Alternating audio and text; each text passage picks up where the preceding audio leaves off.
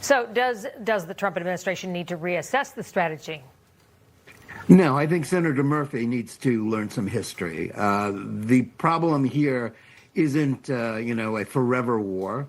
It's an effort to force the regime in Iran, a regime that has been at war with the United States for 47 years, to give us its nuclear program and ambitions, its ballistic missiles, and stop terrorism. If they stop attacking the region, neither the U.S. nor Israel will have much problem with it, whether the regime changes or not. Stopping now is just a continuation of failed democratic policies pursued by the Obama and Biden administrations that enriched and empowered Iran, that allowed them to launch wars, seek regional hegemony, and attack and kill Americans. That is not a solution. President Trump and the administration has been pursuing a policy aimed at stopping them from doing that. Whatever happens now, the regime is much weaker, much less in a position to build nuclear weapons and to attack Americans or Israelis. That's a positive outcome. If it is ended too soon and allows the regime to continue with its past policies, granting them a victory, that will not be in the interest of the United States and would be a repeat of past appeasement that has failed. Let's talk about the Middle East, Abdullah, if we can. The Serbian president paying a visit to the UAE. Serbian President Alexander Vučić making an unplanned trip, though this is video of Israel. Here's that video, an unplanned trip to Abu Dhabi. He's meeting with the Sheikh Mohammed bin Zayed Al Nahyan to express Serbia's solidarity with the United Arab Emirates.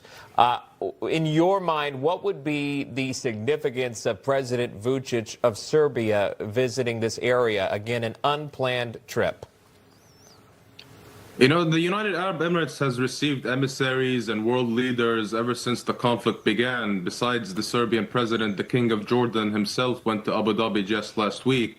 And it's just a pattern to show solidarity with the United Arab Emirates, being the country with the most strikes among all of the GCC states on the Arabian Gulf.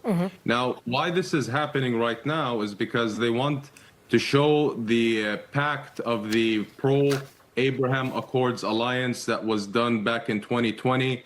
You know, the United Arab Emirates, Bahrain normalized with Israel, Serbian president and the president of Kosovo also moved their embassy to Jerusalem back in the first Trump administration. So it's more or less a political pact that solidifies the Trump sponsorship, let's say. So I think Serbia is just one of that pattern that we're seeing. I think more leaders will come because the UAE is not going to get it easy for any time soon. The Iranians have just remained on targeting them consistently.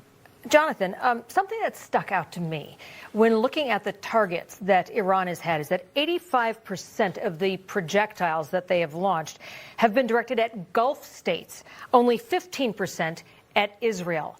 If you're Saudi Arabia, you're the UAE, you're Kuwait, whatever, you're over there, and even if this thing were to end tomorrow, isn't there still going to be a lingering big issue in the room? I think there's an elephant there that Iran is willing to strike out at its neighbors no matter what. I think this is a reminder that Iran is at war with everybody.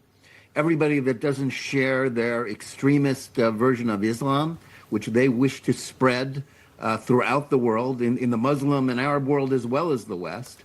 It is a war of them against all. And from the reports that I am hearing, the Gulf states don't want the United States to end this prematurely. Correct. They want the United States with its Israeli ally to fix Iran to the point where, at the very least, it's no longer a threat to its neighbors. That's a reasonable expectation, and one that I think the United States should take seriously if we want regional stability, if we want to not have a regime that can spike the price of oil and threaten everybody, shoot missiles that can reach Europe as well as Israel or the Gulf states in the region. Then this regime has to be stripped of its ability to project terror and destruction elsewhere. That is something that can be achieved without boots on the ground. It hasn't gone on that long. 3 weeks is not a forever war. And so far, despite the doom and gloom we're hearing from the liberal media and from the Democrats, This has been a successful campaign. If it continues, I dare say the Iranians will be, at the very least, no longer in a position to kill Americans, kill other Arabs, or kill Arabs in the region because they're Persians, and to threaten peace. Well, the president seemed very optimistic as of this morning in terms of the talks that were going on, the negotiating, as he put it, between Jared Kushner and Steve Witkoff. So hopefully we'll see some sort of result come from that. Abdullah Hayek, Jonathan Tobin, thank you very much. We are continuing to follow the ongoing investigation.